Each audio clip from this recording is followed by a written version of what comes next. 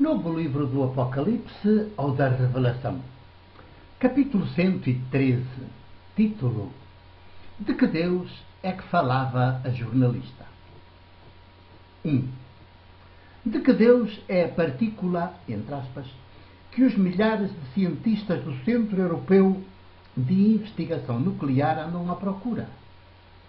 Esta deveria ter sido a pergunta que Monsenhor Carreira das Neves, o meu amigo e irmão no presbiterato, me desculpe, mas tenho que lhe dizer aqui que fiquei profundamente chocado e escandalizado com esta maroteira que, pelos vistos, alguns dos seus amigos eclesiásticos lhe pregaram ao comprarem para ele no Vaticano este título honorífico de Monsenhor. Um título, contudo, com todo o sabor de insulto.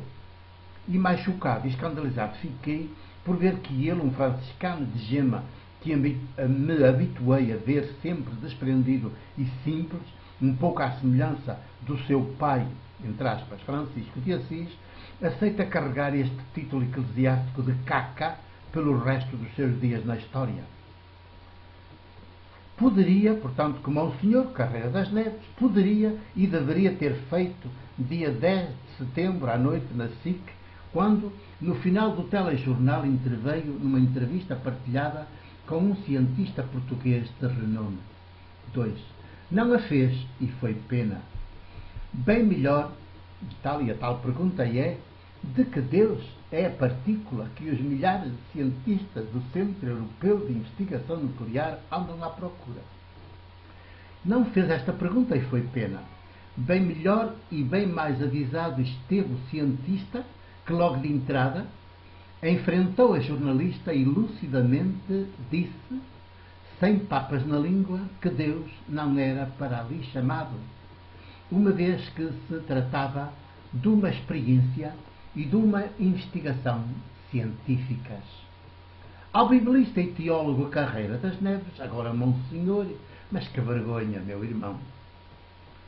Competia ter tido a mesma lucidez e o mesmo desassombro do cientista, e em lugar de tentar salvar, entre aspas, a face de Deus frente à ciência, um Deus que precisa de ser salvo, entre aspas, por um teólogo ou por um biblista de renome, só pode ser um ídolo. Haveria de ter perguntado com a mesma lucidez e o mesmo desassombro do cientista de que Deus é que falava a jornalista. 3. Porque essa é sempre a fulcral questão quando se fala de Deus, nomeadamente na comunicação social e nos cultos das religiões e das igrejas transformadas em religiões. A lúcida e desassombrada pergunta teria certamente deixado aos papéis a jornalista de serviço, como ela manifestamente ficou quando o cientista cortou o cerne os seus devaneios esotéricos ao afirmar, logo de entrada, que Deus não era para ali chamado. Como cientista esteve à altura. Já o teólogo e biblista Carreira das Neves é que nem por isso, embora tivesse conseguido deixar claro na sua intervenção, e nisso o aplaudo, que Deus nunca sairá afetado nem desta investigação científica iniciada no dia anterior, nem de nenhuma outra que se venha a fazer no futuro. 4. Poderia e deveria ter ido mais além e dizer sem papas na língua que se, numa circunstância como esta, alguém venha correr falar de Deus, só pode ser de um ídolo que está a falar, nunca de Deus vivo de Jesus, porque a Deus vivo de Jesus nunca ninguém o viu, nem verá.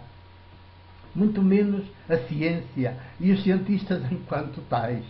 E nunca a ciência, ao desenvolver-se, revelará Deus vivo, ou ao invés, fará desaparecer Deus vivo da história. Nunca. Pelo contrário, a ciência enquanto tal, sobretudo se desligada dos grandes interesses financeiros, é filha da mesma fé de Jesus, o de Nazaré. Como tal, jamais será capaz de invocar Deus nem para o afirmar, nem para o negar. Porque no momento em que o invocar para o afirmar ou para o negar, degrada-se como ciência, torna-se charlatanice, perde a face. É ciência manipulada, por isso, espúria. nessa altura, mas não fará do que invocar o nome de Deus em vão. 5. Ora, para invocar o nome de Deus em vão, a toda a hora e instante, já nos bastam as religiões todas do mundo e as igrejas todas que se tenham transformado em outras tantas religiões. O Deus que todas elas invocam não passa de um ídolo manipulado por elas a seu belo prazer e à sombra do qual todas elas medram, enriquecem, acumulam privilégios e influência. No caso em presença da experiência científica que teve início dia 10 de setembro de 2008, algures no coração da Europa, falar de Deus é ainda mais sério e grave.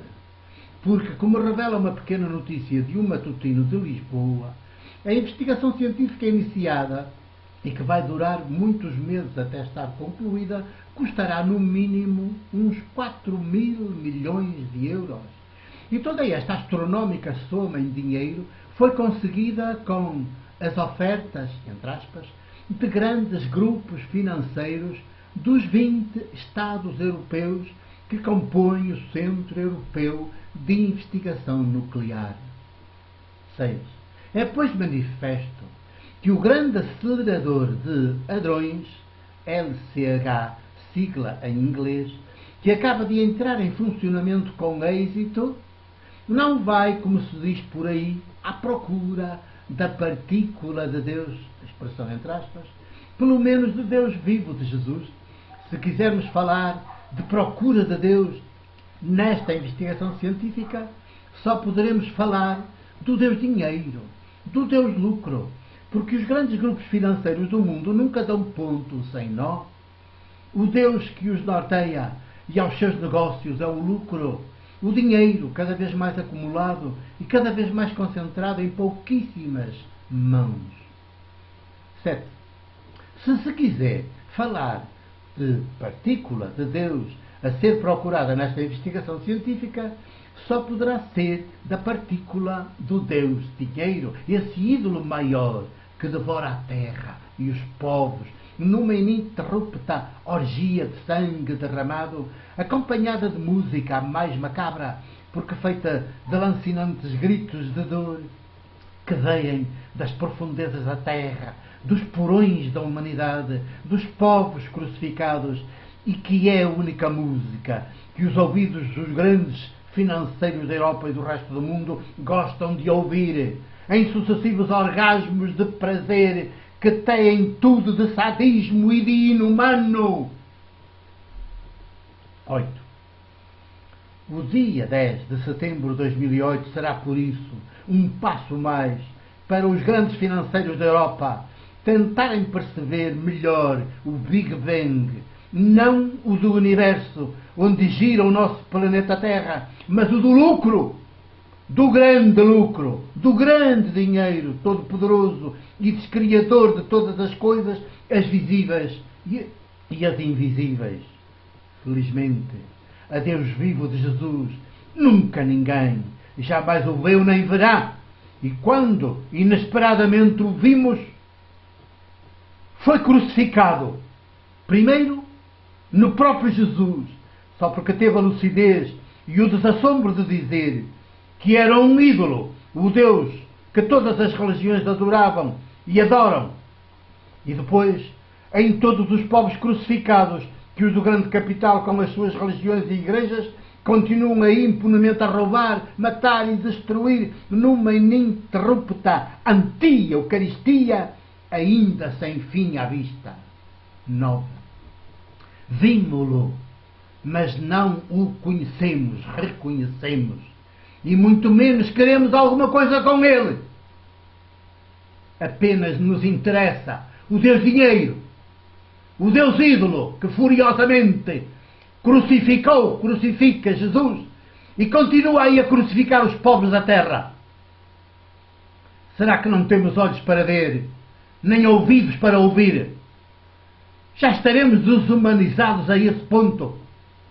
Por isso, grito e rezo: vem lucidez humana, vem desassombro humano, vem revolução humana, armada da lucidez e do desassombro.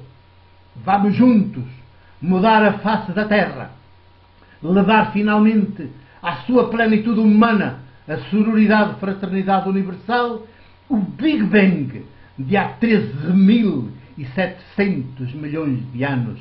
É hora! 2008, setembro 11. O meu abraço e o meu beijo de presbítero da Igreja do Porto.